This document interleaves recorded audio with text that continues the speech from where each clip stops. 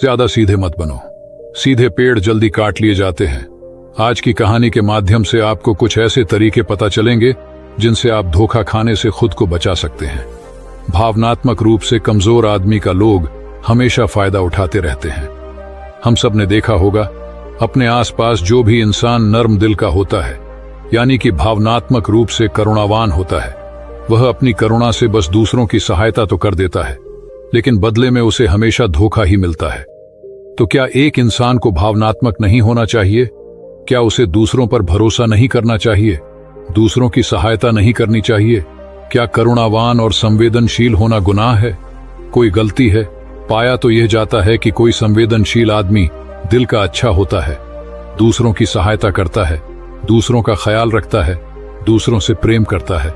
प्रेम भी तो एक संवेदना ही है, वह भी तो एक भावना का रूप है। तो क्या प्रेम करना भी गलत हो जाता है? और यह तो आप सबको पता होगा कि प्रेम तो आध्यात्मिक साधना का एक बहुत महत्वपूर्ण कदम है।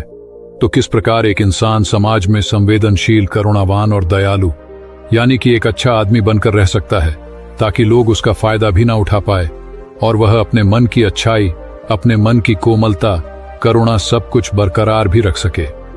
एक बार एक युवा लड़का जंगल के पेड़ों पर मुक्के मार रहा था। वह बड़े जोर जोर से मुक्के मार रहा था। वह अपने मन का गुस्सा निकालने की कोशिश कर रहा था। शायद उसको किसी ने धोखा दिया था या फिर उसके साथ बहुत बुरा हुआ था, जिससे वह बहुत ज्यादा परेशान था। उसे कहीं भी शांति नहीं मिल रही थी। वह लगातार उस पेड़ पर मुक्का मार रहा था, जिससे उसकी उंगलियां लहूलुहान हो चुकी थी। उसी जंगल में एक शीतल पानी का झरना था। वहां पर एक भिक्षु रोज संध्या समय स्नान करने आया करते थे। यह उनका नित्य का नियम था। आज जब वह भिक्षु इस रास्ते से स्नान करने के लिए उस जंगल में आया, तो उसने उस लड़के की हालत देखी। वह जोर जोर से चीख रहा था, रो रहा था और लगातार मुक्के मारे जा रहा था। उस लड़के के आसपास कोई मौजूद नहीं था। इससे उस भिक्षु को उस युवक की चिंता होने लगी। उसने सोचा कि कहीं मैं इसे ऐसे ही छोड़ दूं और कहीं ये आत्महत्या कर ले। तो ऐसे विचार आने के बाद भी वह कुछ नहीं बोला और लगातार उस युवक की तरफ देखे जा रहा था। भिक्षु एकदम चुपचाप खड़ा हुआ था। उसने युवक से कुछ नहीं बोला, कुछ नहीं कहा, बस वह उसको लगातार देखता रहा। कुछ देर तक तो उस युवक ने उस भिक्षु को नजरअंदाज किया, लेकिन कुछ देर बाद उसे अजीब सा लगने लगा। उसने सोचा, ना तो यह मुझे रोक रहा है और ना ही कुछ कह रहा है, यह तो बस मुझे देखे जा रहा है। इसका क्या मतलब है? बड़ा अजीब आदमी है। ऐसे ही विचार उस लड़के के मन में उठने लगे थे। जब कुछ देर बाद भी वह भिक्षु कुछ नहीं बोला, तो लड़के ने अचानक से उससे पूछा कि महाशय, आप अपने रास्ते क्यों नहीं चले जाते? आपको क्या मतलब? आप खड़े हुए मुझे देख क्यों रहे हैं? भिक्षु ने बड़े शांत स्वर में कहा कि मैं तुम्हें रोक नहीं रहा हूं, तुमसे कुछ कह नहीं रहा हूं, तो मुझसे तुम्हें क्या परेशानी है? मेरे ही तरह है। ये पेड़ पौधे, ये पक्षी, ये सब तुम्हें तो देख ही रहे हैं। जब इनसे तुम्हें कोई परेशानी नहीं है, तो मुझसे क्यों परेशानी है? यह सुनकर लड़का जोर से चीख कर बोला, मुझे सबसे परेशानी है। मैं सबसे नफरत करता हूं। यहां पर सब धोखेबाज, गद्दार होते हैं। कोई किसी का नहीं होता इस दुनिया में। और इस तरह बोलते बोलते वह फूट फूट कर रोने लगा और रोए जा रहा था और भिक्षु उसे देखे जा रहा था। वो उसे चुप करने की कोशिश भी नहीं कर रहा था। ये बात तो उस लड़के को और ज्यादा अजीब लगी। अब रोना छोड़कर उस लड़के ने सीधे खड़े होकर उस भिक्षु से कहा, बड़े अजीब आदमी है कि सामने कोई इंसान रो रहा है, दुखी है, परेशान है और आप उसे चुप भी नहीं कर सकते। आपके मन में बिल्कुल भी संवेदना नहीं है। बड़े अजीब और कठोर हृदय वाले साधु हैं। आपको अपने साधु होने पर खेद होना चाहिए। और ऐसे ही ना जाने क्या क्या जली कटी बातें वो युवक उस भिक्षु को सुनाने लगा। कुछ देर बाद जब युवक की सारी भड़ास निकल चुकी थी, तब भिक्षु ने बड़े ही शांत स्वर में कहा कि आज मैं तुम्हें कंधा दे सकता हूं, तुम्हारे आंसू पोंछ सकता हूं, लेकिन इससे तुम्हारी समस्या का समाधान नहीं होगा। कुछ देर के लिए तुम्हारा मन बहल जाएगा, बस उसके बाद वही जिंदगी, वही लोग जो तुम्हें आज कंधा देने के लिए भी तुम्हारे पास नहीं है। फिर से तुम उसी जिंदगी में लौट जाओगे। कोई तुम्हें धोखा देगा, कोई तुम्हारा फायदा उठाएगा और तुम अपने मन को ऐसे ही तकलीफ पहुंचाते रहोगे। तो आंसू पोंछने की बजाय तुम्हें मुझसे कुछ ज्ञान की बातें लेना चाहिए, जिससे तुम्हें जीवन में कोई भी धोखा ना दे सके, तुम्हारी अच्छाई का कोई भी फायदा ना उठा सके। याद रखना, आंसू पोंछने वाले तो तुम्हें बहुत मिल जाएंगे, लेकिन ज्ञान और सही समझ देने वाला कभी कभी कोई इंसान मिलता है। भिक्षु ने उसे बताया कि मैं पास ही के झरने में स्नान करने के लिए जा रहा हूं। बड़ा ही शीतल पानी है वहां का। अगर तुम चाहो तो तुम भी मेरे साथ चल सकते हो। यहां पर अकेले परेशान होने से अच्छा है कि तुम झरने की शीतल पानी में स्नान करो, जिससे तुम्हारा दिमाग, मन, मस्तिष्क और तुम्हारा शरीर सब कुछ पवित्र हो जाएगा। यह सुनकर वो लड़का उस भिक्षु के पीछे पीछे चलने लगा। जंगल के बीचों बीच रास्ता झरने की तरफ जाता था। जंगल में सन्नाटा छाया हुआ था। उनके पैरों तले सूखे पत्तों की चरमराने की आवाज पूरे जंगल में गूंज रही थी। आज पूर्णिमा की रात थी और आसमान में चांद अपनी उजली रोशनी उस जंगल में फेंक रहा था। उस रोशनी में दोनों उस झरने की तरफ बढ़ते चले जा रहे थे।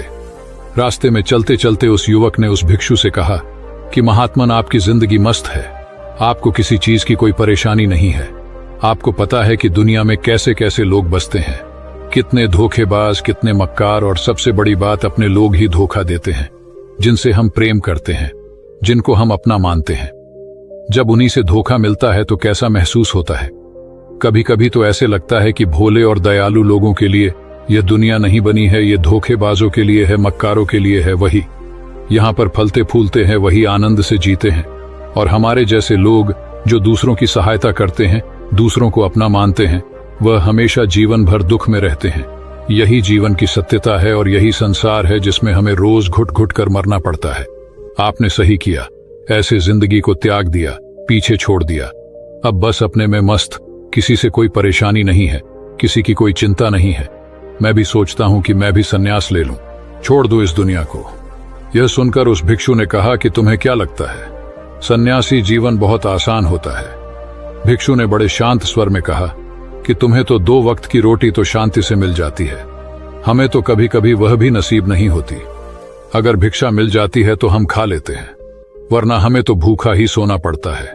यही सन्यासी जीवन है। हमें हमेशा नीचे सोना पड़ता है, सिर्फ एक लंगोट में रहना पड़ता है, चाहे कैसा भी मौसम क्यों ना हो। तो ये सब तुम्हें आसान लगता है, तो तुम भी सन्यासी बन जाओ। युवक ने कहा कि आप कहते तो ठीक ही हैं, संघर्ष तो दोनों तरफ है, सांसारिक जीवन में भी और सन्यासी जीवन में भी। वैसे सांसारिक जीवन भी अच्छा है, लेकिन तब तक जब तक घर परिवार में सुख शांति बनी रहे, धोखा ना मिले, हमारे लोग हमारा फायदा ना उठाएं, हमसे झूठ ना बोले, हमें धोखा ना दे, तब तो जीवन जीने का आनंद होता है, वरना तो जीवन नर्क हो जाता है। भिक्षु ने कहा, देखो, सन्यास अपने मन से लिया जाता है। जब हमारा मन कहता है कि हमें सन्यास के मार्ग पर सफलता हासिल करनी है, आगे बढ़ना है, तो ही सन्यासी जीवन सफल हो पाता है। लेकिन तुम अपने घर से परेशान होकर, दूसरे लोगों से परेशान होकर सन्यासी बनना चाहते हो, तो तुम्हारा सन्यासी जीवन भी कभी सफल नहीं होगा।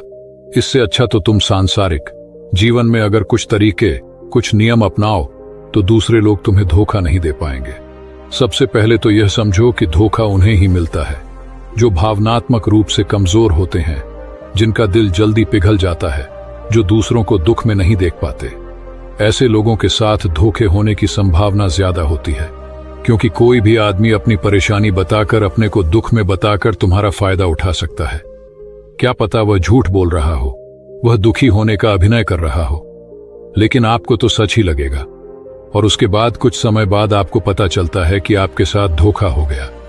उसके बाद आपका मन अंदर से टूट जाता है। इसीलिए सबसे पहली बात ध्यान रखना कि किसी भी व्यक्ति को यह एहसास मत होने दो कि तुम भावनात्मक रूप से कमजोर हो, अंदर से तुम्हारा दिल नर्म है। अगर उन्हें आपकी यह कमजोरी पता चल गई, तो वह कोई ना कोई जाल रचकर आपका फायदा उठाने की जरूर कोशिश करेंगे। चाहे आप अंदर से संवेदनशील हो, दूसरों की मदद करने वाले हो, लेकिन किसी को एहसास मत होने दो। ऊपर से कठोर बने रहो। जब लोगों को लगेगा कि इससे कुछ बोलने का फायदा ही नहीं है, ये आदमी कठोर है, नहीं पिघलेगा, तो खुद ब खुद वो लोग जो झूठे हैं, जो मक्कार हैं, वो आपके पास आएंगे ही नहीं। वो उन्हें चुनेंगे जो उनके आसान शिकार होंगे। दूसरी बात समझने की ये होती है कि हम बहुत जल्दी दूसरों पर विश्वास कर लेते हैं, और हमारी जल्दी विश्वास करने की आदत ही हमें हानि पहुंचाती है। 2 दिन तुम्हें किसी से मिले हुए नहीं होते हैं और तुम एक दूसरे के हो जाते हो, एक दूसरे पर पूरा भरोसा करने लग जाते हो, और यह भरोसा तीसरे दिन टूट जाता है, और फिर तुम्हें धोखा मिलता है, और फिर तुम परेशान होते हो। इसीलिए समय दो, किसी भी चीज को, किसी भी रिश्ते को आगे बढ़ाने के लिए समय की जरूरत होती है। समय के साथ तुम्हें सामने वाले इंसान की अच्छाई और बुराई पता चलती है। तब तुम्हें पूर्ण रूप से पता चलता है कि इंसान वास्तव में कैसा है, अच्छा है या बुरा है, और वह कुछ समय देने के बाद ही होता है। इसीलिए जल्दी किसी पर विश्वास मत करो। अगली पहचान या अगला तरीका समझने के लिए तुम्हें ऐसे लोगों को समझना होगा जो दूसरों की चापलूसी करते रहते हैं। कुछ लोगों की आदत होती है चापलूसी करने की। आपके सामने आपकी बड़ाई करेंगे, आपके बारे में अच्छा अच्छा बोलेंगे, और आपको लगेगा कि यह इंसान कितने अच्छे हैं, मेरे से कितना प्यार करते हैं। लेकिन वास्तव में उनकी वह चापलूसी एक जाल होती है, ताकि वह आपका दिल जीत सके। और उनको चापलूसी करने का मौका तभी मिलता है जब आप दिखावा करते हैं। अगर आप उनकी चापलूसी से प्रभावित ही नहीं होंगे तो कुछ समय बाद वो चापलूसी करना बंद कर देंगे। इसीलिए किसी के सामने दिखावा मत करो, वरना आप तो आकर्षण के केंद्र बन जाते हो। लोगों को लगता है कि शायद इसके पास बहुत ज्यादा धन संपदा है, इसीलिए इतना दिखावा कर रहा है, और इसी वजह से जो लोग आपका फायदा उठाना चाहेंगे वो आपके करीब आने की कोशिश करेंगे, आपकी चापलूसी करने की कोशिश करेंगे। अगला नियम बताते हुए भिक्षु ने झरने की तरफ इशारा किया। वो झरने के पास पहुंच चुके थे। युवक को भी एहसास हो चुका था, क्योंकि वहां पर ठंडी ठंडी हवा चल रही थी। ढलान की तरफ जाते हुए भिक्षु ने कहा कि सांसारिक जीवन में एक बात समझने की यह होती है कि हम जिसकी सहायता कर रहे हैं, चाहे किसी भी रूप में, धन से, शारीरिक रूप से, या जिस भी अवस्था में हम किसी की सहायता कर रहे हैं, तो हमें यह ख्याल रखना चाहिए कि सामने वाला वापस कभी भविष्य में हमारी सहायता करने योग्य है कि नहीं है। अगर किसी को पैसा उधार दे रहे हो तो यह समझो कि उसके पास आय का कोई साधन है कि नहीं है। कल भविष्य में वह तुम्हें वापस कर पाएगा कि नहीं कर पाएगा। अगर वह नहीं करेगा तो तुम्हें तकलीफ होगी, तुम्हें दुख होगा। ऐसे तो इंसान करुणा बस भिखारियों को भी भीख देता है, लेकिन वह गलत नहीं है, क्योंकि जो भी पैसा अपने सामने वाले को दिया है उससे आपके ऊपर कोई ज्यादा प्रभाव नहीं पड़ेगा। अगर वह आपको वापस भी नहीं लौटाएगा तो अगर किसी ऐसे इंसान को पैसा देना है जो कभी वापस नहीं लौटा पाएगा, तो उतना ही देना जिससे तुम्हारे ऊपर ज्यादा दबाव न बने। अगर वो वापस भी न लौटाए तो तुम्हें ज्यादा दुख न पहुंचे। अब तक वो दोनों झरने पर पहुंच चुके थे। दोनों ने अपने कपड़े उतारे और उस झरने के शीतल पानी में कूद पड़े। पानी बहुत ठंडा था। उन दोनों की सारी थकान, सारी उदासी पल भर में ही दूर हो गई। स्नान कर लेने के बाद दोनों एक पेड़ के नीचे उस झरने के सामने बैठकर बातें करने लगे। भिक्षु ने उसे आगे समझाते हुए कहा कि शुरुआत में लोगों को नजरअंदाज करना सीखो। जब तुम किसी को शुरुआत में नजरअंदाज करते हो तो जो भी लोग किसी लालच की वजह से तुम्हारे पास प्रभावित हो रहे थे, उनकी छटनी हो जाएगी। जब तुम उनको नजरअंदाज करोगे तब को एक दो बार लोग तुम्हारे पास आने की कोशिश करेंगे। उसके बाद वो तुमसे दूरियां बना लेंगे। और जो आदमी तुम्हारी इंसानियत, तुम्हारी अच्छाई देखकर तुम्हारे पास आएगा, वो नजरअंदाज करने के बावजूद भी तुम्हारे करीब ही बना रहेगा। और यही तो एक सच्चे इंसान की पहचान होती है। जो हमारे अपने होते हैं उनसे हम लड़ भी लेते हैं, झगड़ भी लेते हैं, उसके बावजूद भी वो हमारी बातों का बुरा नहीं मानते हैं। चाहे थोड़े समय के लिए वह हमसे नाराज रहे, लेकिन कुछ समय बाद फिर से हम एक हो जाते हैं। और यही तो घर परिवार का मतलब होता है, यही तो अपनों का मतलब होता है। इसीलिए शुरुआत में अनजान लोगों को नजरअंदाज करना सीखो, इग्नोर करना सीखो, ताकि धोखेबाज, मक्कार लोग तुम्हारे करीब ही ना आ पाएं।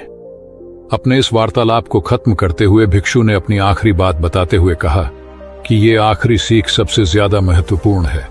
सब कुछ होने के बाद भी तुम्हें धोखे मिल सकते हैं, लेकिन तुम अगर अपने आंख और कान और अपना दिमाग खोल कर रखते हो, अगर तुम होश में रहोगे, ध्यान करोगे, तो तुम्हें इंसान की आंखें देखते ही समझ में आ जाएगा कि उसे तुमसे क्या चाहिए।